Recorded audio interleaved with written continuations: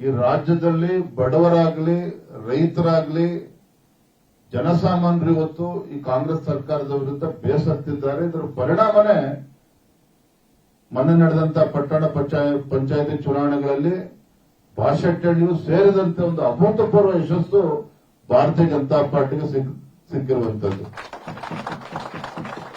ಆದ್ರೆ ಒಂದೇನೋ ಮಾತನ್ನ ಈ ಸಂದರ್ಭದಲ್ಲಿ ನಾನು ಮಾತನ್ನು ಮುಗಿಸ್ತೇನೆ. 2028ಕ್ಕೆ ವಿಧಾನಸಭಾ ಚುನಾವಣೆ ಬರ್ತದೆ ಅಥವಾ ಅದಕ್ಕಿಂತ ಮುಂಚಿತವಾಗಿ ಕೂಡ ಬರಬಹುದು. ಕಾಂಗ್ರೆಸ್ಸಿನ ಒಳಜಗಳವನ್ನ ತಾವು ನೋಡ್ತಾ ಇದ್ದಾರೆ. ದಿನಕ್ಕೊಬ್ಬೊಬ್ಬ ಮುಖ್ಯಮಂತ್ರಿ ಆಸ್ಪಿರೆಂಟ್ಗಳು ಜಾಸ್ತಿ ಆಗ್ತಾ ಇದ್ದಾರೆ. ಸೊ ಈ ಕಾಂಗ್ರೆಸ್ ಪಕ್ಷದ ಆಂತರಿಕ ಕಚ್ಚಾಟದಿಂದ ಯಾವತ್ತು ಬೇಕಾದ್ರೂ ರಾಜ್ಯದಲ್ಲಿ ವಿಧಾನಸಭಾ ಚುನಾವಣೆ ಬರಬಹುದು.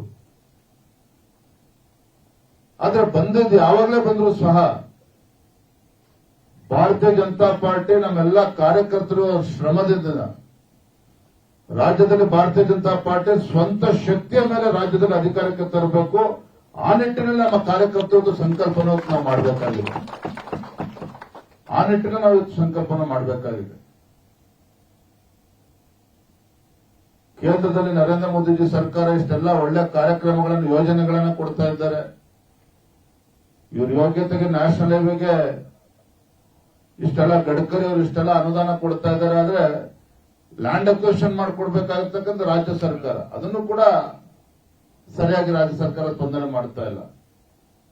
ಒಟ್ಟಾರೆಯಾಗಿ ಈ ಕಾಂಗ್ರೆಸ್ ಸರ್ಕಾರದ ಬಗ್ಗೆ ರಾಜ್ಯದ ಜನ ವಿಶ್ವಾಸವನ್ನು ಕಳೆದುಕೊಂಡಿದ್ದಾರೆ. ಇಂಥ ಅನಿಷ್ಟ ಬಡವರ ವಿರೋಧಿ ರೈತ ವಿರೋಧಿ ಕಾಂಗ್ರೆಸ್ ಸರ್ಕಾರವನ್ನ ಧಿಕ್ಕರಿಸಬೇಕು ಅಂತೇಳಿ ಈಗಾಗಲೇ ಮತದಾರರು ಇವತ್ತು ಮನಸ್ಸನ್ನ ಮಾಡಿದ್ದಾರೆ. ಹಾಗಾಗಿ ಈ ಸಂದರ್ಭ ನಿಮ್ಮೆಲ್ಲರ ಕರ್ತವ್ಯ ಬಹಳ ಹೆಚ್ಚಾಗಿರುವಂತದ್ದು. ಆ ನಿಟ್ಟಿನಲ್ಲಿ ಬರುವಂತ ದಿನಗಳಲ್ಲಿ ಪಕ್ಷವನ್ನ ಇನ್ನೂ ಹೆಚ್ಚು ಸಂಘಟನೆ ಗಮನವನ್ನು ಕೊಟ್ಟು ನಾಡಿನ ಜನರ ಅಪೇಕ್ಷೆ ತಕ್ಕಂತೆ ನಾವೆಲ್ಲರೂ ಕೂಡ ಒಟ್ಟಾಗಿ ಒಂದಾಗಿ ಮುಂದೆ ಸಾಗೋಣ. ನಿಶ್ಚಿತವಾಗಿ ನೀವೆಲ್ಲರೂ ಕೂಡ ವಿಶ್ವಾಸದಲ್ಲಿರಿ. ರಾಜ್ಯದ ಅಧ್ಯಕ್ಷನಾಗಿ ರಾಜ್ಯದಂತ ಪ್ರವಾಸ ಮಾಡಿ ನಾಡಿನ ಜನರ ನಾಡಿ ಮಿಡಿತವನ್ನು ನಾನು ಕೂಡ ಅರ್ಥ ಮಾಡಿಕೊಂಡಿದ್ದೇನೆ. ಮುಂದೊಂದು ದಿನ ಭಾರತೀಯ ಜನತಾ ಪಾರ್ಟಿ ಆಗ್ಲೇ ಹೇಳಿದಾಗೆ ಕನಿಷ್ಠ 130-140 ಶಾಸಕರೊಂದಿಗೆ ಬಿಜೆಪಿ ಸ್ವಂತ ಅಧಿಕಾರಕ್ಕೆ ಬರ್ತದೆ. ಆ ನಿಟ್ಟಿನಲ್ಲಿ ನಾವೆಲ್ಲರೂ ಕೂಡ ಶ್ರವಣ ಹಾಕೋಣ ಅನ್ನೋ ಮಾತನ್ನ ಸಂದರ್ಭದಲ್ಲಿ ಹೇಳ್ತಾ ಪಟ್ಟಣ ಪಂಚಾಯತ್ ಚುನಾವಣೆ ಗೆದ್ದಿರತಕ್ಕಂಥ ಎಲ್ಲರಿಗೂ ಸಹ ನಾನು ಈ ಸಂದರ್ಭದಲ್ಲಿ ಅಭಿನಂದನೆಯನ್ನು ಸಲ್ಲಿಸ್ತೇನೆ. ಈ ಗೆಲುವಿಗಾಗಿ ಶ್ರಮಿಸಿರ್ತಕ್ಕಂಥ ನಮ್ಮ ಶಾಸಕರಾಗಿರ್ತಕ್ಕಂಥ ಧೀರಜ್ ಮುನ್ರಾಜ್ ಅವರು, ರಾಮಕೃಷ್ಣ ಅವರು,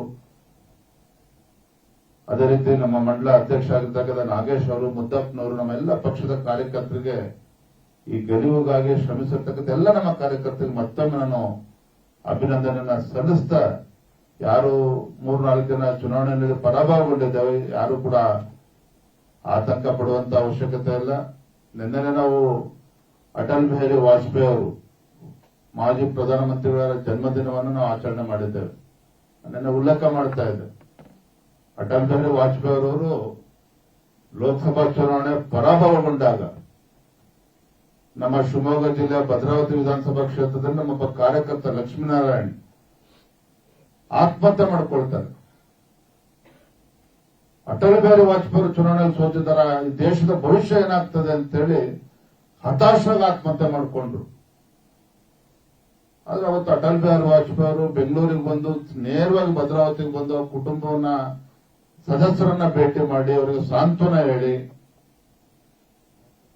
ಇಡೀ ದೇಶದ ಭಾರತೀಯ ಜನತಾ ಪಾರ್ಟಿಯ ಕಾರ್ಯಕರ್ತರಿಗೆ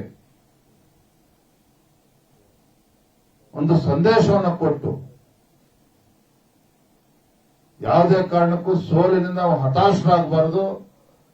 ಮುಂದೊಂದಿನ ಭಾರತೀಯ ಜನತಾ ಪಾರ್ಟಿ ಸರ್ಕಾರ ಕೇಂದ್ರದ ಅಧಿಕಾರಕ್ಕೆ ಬರ್ತದೆ ಅನ್ನುವ ವಿಶ್ವಾಸನ ದೇಶದ ಕಾರ್ಯಕರ್ತರು ಮೂಲಕ ಕೆಲಸ ಮಾಡೋದು ನೋಡಿ ಇವತ್ತು ನಾವೆಲ್ಲರೂ ಕೂಡ ಹೆಮ್ಮೆ ಪಡಬೇಕು.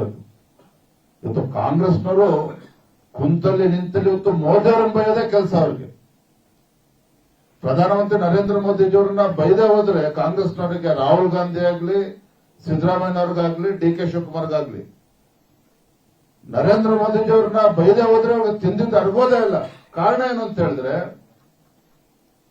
ಈ ದೇಶದ ಚುಕ್ಕಾಣಿ ಹಿಡಿದಿರ್ತಕ್ಕಂಥ ಭಾರತೀಯ ಜನತಾ ಪಾರ್ಟಿ ಸ್ವಾತಂತ್ರ್ಯ ಬಂದ ನಂತರದಲ್ಲಿ ಒಂದು ಕಾಂಗ್ರೆಸ್ಸೇತರ ಪಕ್ಷಕ್ಕೆ ಸ್ಪಷ್ಟ ಬಹುಮತ ಬಂದು ಅತ್ಯಂತ ಹಿಂದುಳಿದ ಸಮಾಜಕ್ಕೆ ಹಿಂದುಳಿದ ವರ್ಗಕ್ಕೆ ಸೇರಿರ್ತಕ್ಕಂಥ ಒಬ್ಬ ಪುಣ್ಯಾತ್ಮ ದೇಶದ ಪ್ರಧಾನಮಂತ್ರಿ ಆಗಿದ್ದಾರಲ್ಲ ನರೇಂದ್ರ ಮೋದಿಜಿಯವರು, ಅದನ್ನು ಸಹಿಸಿಕೊಳ್ಳಕ್ಕಾಗ್ತಾ ಇಲ್ಲ ಅವರು.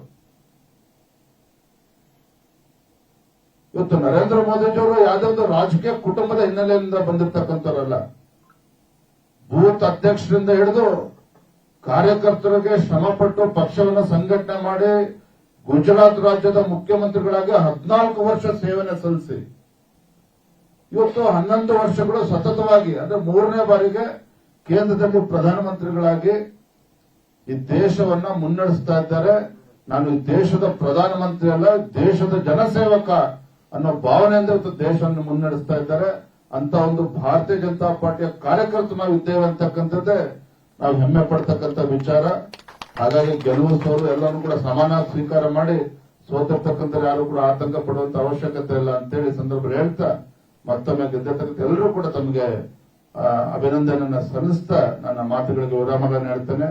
ಬಲೋ ಭಾರತ್ ಮಾತಾ ಕಿ, ದೇಶದ ಹೆಮ್ಮೆ ಪ್ರಧಾನಮಂತ್ರಿ ನರೇಂದ್ರ ಮೋದಿಜಿ ಅವರಿಗೆ, ದೇಶದ ಹೆಮ್ಮೆ ಪ್ರಧಾನಮಂತ್ರಿ ನರೇಂದ್ರ ಮೋದಿಜಿ ಅವರಿಗೆ, ರೈತ ನಾಯಕ BS ಯಡಿಯೂರಪ್ಪನವರಿಗೆ, ಬಲೋ ಭಾರತ್ ಮಾತಾ ಕಿ.